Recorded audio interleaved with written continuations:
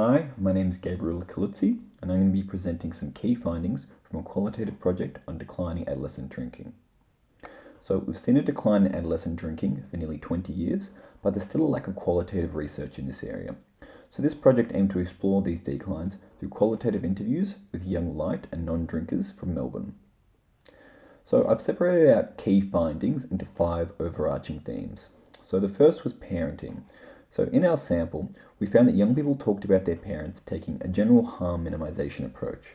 They encouraged open communication and attempts to delay or reduce their children's drinking. They also encouraged young people to be responsible and conscious of the risks of alcohol, whilst focusing on their education. There was also a high level of physical and virtual monitoring, particularly with the common use of smartphones. This leads to the second theme of technology, which allowed young people to be constantly connected to their social networks. This created new opportunities to socialize with technology directly, such as through gaming and streaming where alcohol wasn't present, but it also allowed them to organize social events where alcohol was present and was sometimes central. It also heightened risks around self-presentation and encouraged certain ways of being healthy. Although technology took up large amounts of leisure time, leisure and free time was also spent being productive by focusing on education, sport, and extracurriculars. It was also important for young people to use leisure to escape these pressures by relaxing, or alternatively, by socializing with friends at parties or gatherings. So there were clearly some different meanings in how leisure was used.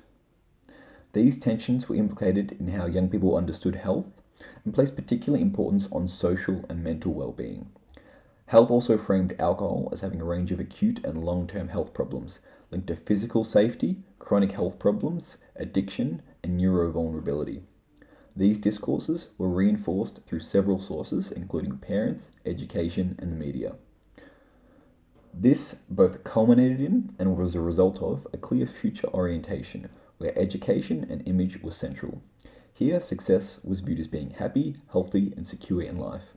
This tended to delay rather than preclude drinking in our sample, where alcohol was something participants thought they could see themselves engaging in with varying degrees into the future.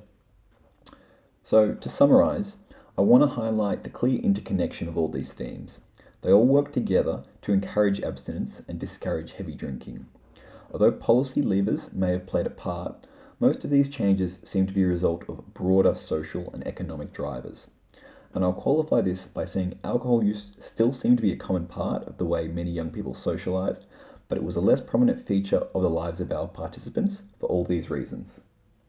Thank you very much for listening.